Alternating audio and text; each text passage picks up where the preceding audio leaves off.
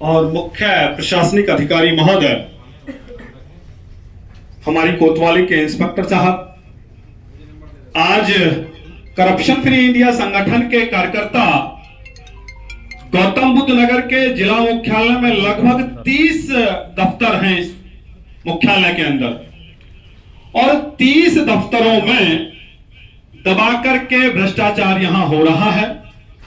जैसे हम बात करें खाद्य विभाग की, गौतम बुद्ध नगर में जितने भी शहर, कस्बे और सेक्टरों में मिठाइयों की और पनीर की और घी की दुकान है, दबा करके नकली घी, दूध, पनीर और अन्य खाद्य सामग्री बेची जा रही है और उनको खाकर के हमारे देश के लोग कैंसर जैसी गंभीर बीमारी से जूझ रहे हैं।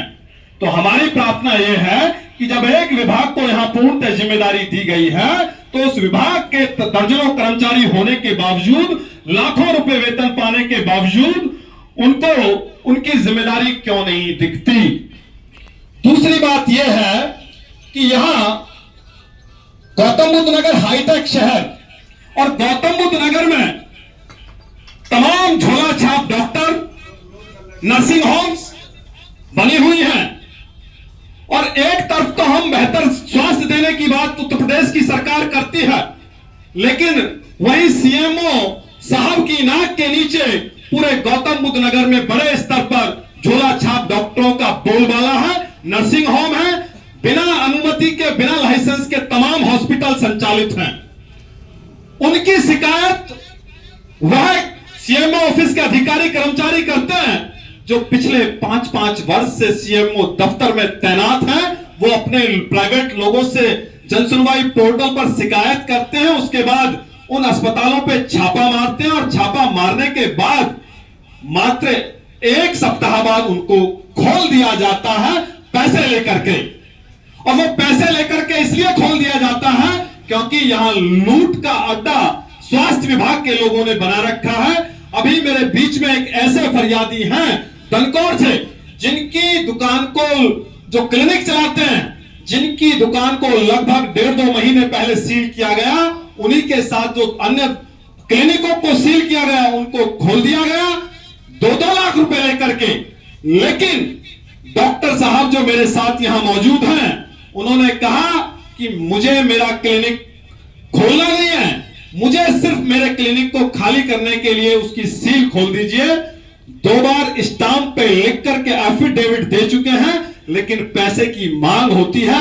साहब जो 1500 रुपए कमाने वाला व्यक्ति है, वो 2-2 लाख रुपए इन भेड़ियों को कहां से दे दे।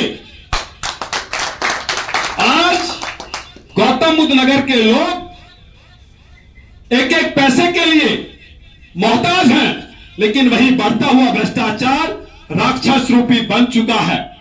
वहीं गौतम बुद्ध नगर हाईटेक शहर है, और हाईटेक शहर में हाईटेक शिक्षा देने की बात हम लोगों से हमसे वादा किया गया, लेकिन आज शिक्षा विभाग तैनात होने के बावजूद भी तमाम स्कूल खुले हुए हैं, और जो सरकारी स्कूल हैं उनकी स्थिति इतनी अच्छी नहीं है कि वहां मेरे गांव के किसान, मजदूर, दलित अपने बच्चों को शिक्षा दे सकें। उनमें अध्यापक समय से नहीं आते, किताबें 2 महीने, 4 महीने, 6 महीने बाद मिलती हैं। जब सत्र शुरू हो जाता है उसके 6 महीने बाद पुस्तकें मिलती हैं, तब तक आधा सिलेबस निकल जाता है, और फिर वह व्यक्ति प्राइवेट स्कूलों का रुख करता है। और प्राइवेट स्कूलों ने तो इस कदर तक गुंडई मचाई हुई है कि एक कक्षा 8 और 10 की फीस 12-12, 15-15 हजार रुपए रखी गई है। बेचारा आम आदमी जो मध्यम वर्गीय परिवार है, वो कहां से 15,000 और 12,000 रुपए की फीस दे सकता है। आप लोगों के पास इसलिए आए हैं कि आप लोग एक कमेटी का गठन करें, एक ऐसी कमेटी जो इन तमाम विभागों के ऊपर कमेटी का गठन किया जाए, और इन लोगों के ऊपर कठोर से कठोर कार्रवाई और इनकी समय समय पे जांच होती रहे, ताकि ये कहीं अपने विभाग के आड़ में लूट तो नहीं कर रहे हैं।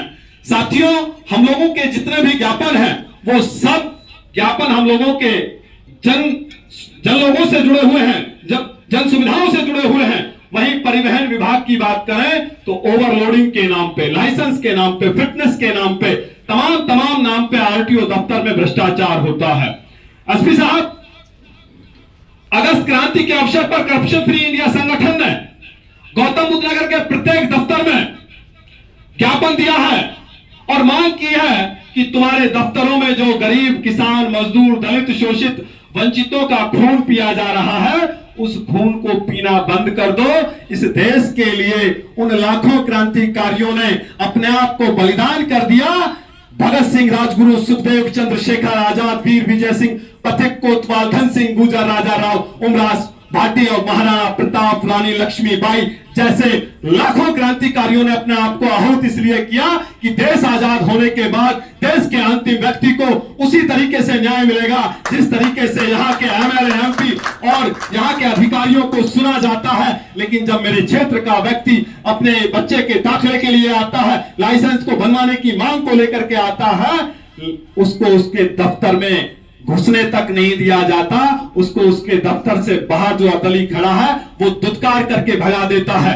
ये दोहरा चरित्र 79 वर्ष की आजादी के बाद नहीं चलेगा, नहीं चलेगा। इन सब बातों को लेकर के आए हैं और 7-8 पत्र हैं हम लोगों के।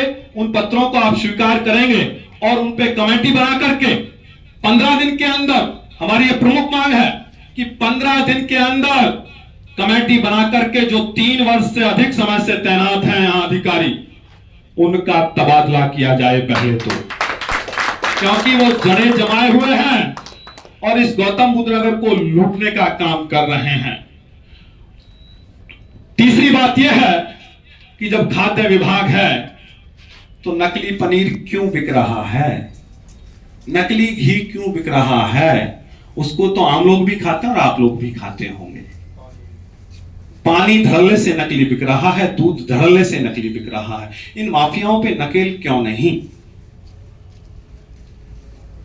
शिक्षा विभाग प्राइवेट स्कूलों की गुंडई को बंद क्यों नहीं करता? उसी स्कूल में शिक्षा बिकती है, उसी स्कूल में किताबें बिकती हैं, उसी स्कूल में जूते और सॉक्स और बैग बिकते हैं, ड्रेस बिकती है। इसका जवाब कौन देगा? इसका जवाब जिलाधिकारी से लेने आए हैं। परिवहन विभाग में लाइसेंस के नाम पे जो 1100 रुपए फीस जाती है, वहां 5000, 10,000 रुपए लिए जाते हैं। और ये नई बात नहीं है, पूर्व में भी छापे वहां मारे गए, दलालों को भगाया गया। वही चिकित्सा विभाग में 8-8 साल से तुम्हारे क्लर्क और बाबू बैठे हैं। फिटनेस प्रमाण पत्र को बनवाने आए महिला और उससे वहां क्लर्क के रूप में बैठे हुए अधिकारी रिश्वत मांगे और कहें कि यह पैसा सीएमओ साहब तक जाए और उसका वीडियो शूट हो जाए, अखबारों में छपे, टीवी चैनल पे चले, सोशल मीडिया पे वायरल हो। उसके बाद भी सीएमओ साहब उस क्लर्क को निलंबित नहीं करते, उसको दूसरे अस्पताल में अटैच कर दिया जाता है। तो इससे तो यह प्रतीत होता है कि ऊपर से नीचे तक सब एक थैली के चट्टे बट्टे हैं साहब। माइक अभी देंगे, पहले अपनी बात को कह रहे हैं।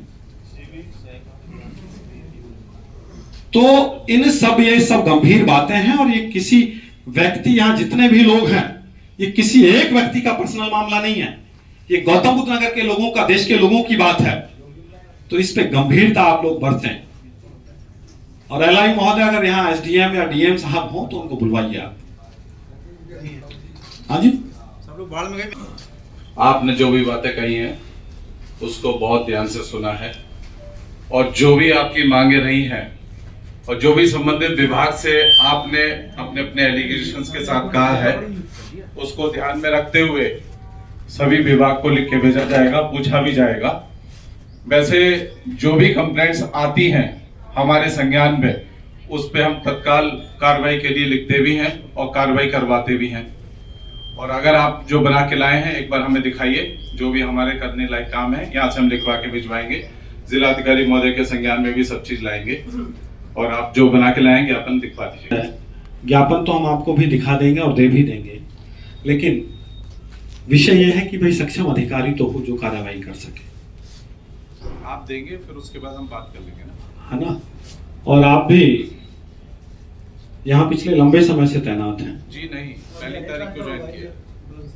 अरे भाई, आप इतने भावुक और इतने आक्रामक क्यों हो रहे हैं? सेंटेंस को पूरा तो करने दीजिए जनाब। करिए करिए करिए। आप यहाँ पिछले लंबे समय से तैनात हैं, जी पूर्व में भी रहे हैं और अभी आप आए होंगे। जी जी बताइए।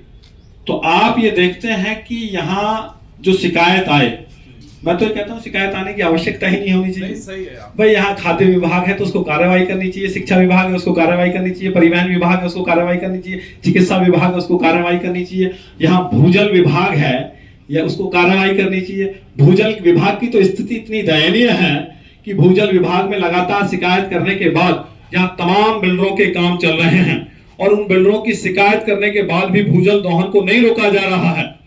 अगर यही सब हालात रहे तो आने वाले 10 साल बाद नोएडा के लोगों को पीने के लिए पानी नहीं मिलेगा, एक एक बूंद के लिए तरसेंगे साहब। और वहां जाते हैं, खाना पूर्ति करके आ जाते हैं और पता चलता है कि सब चीजें ठीक हैं, 10-10 चिट्ठियां देने के बाद भी। तो ये सब कौन जवाब देगा इन बातों का साहब? आप लाइए, अब जो हमारा करने का है जरूर करेंगे। नहीं, हमारी प्रार्थना आपसे ये है कि एडीएम साहब हैं तो उनको बुलवा लीजिए। एक बार क्या तुम जाके एडीएम साहब बैठे हैं, उनको बुलवा लीजिए, वो कम से कम उन्हीं को अरे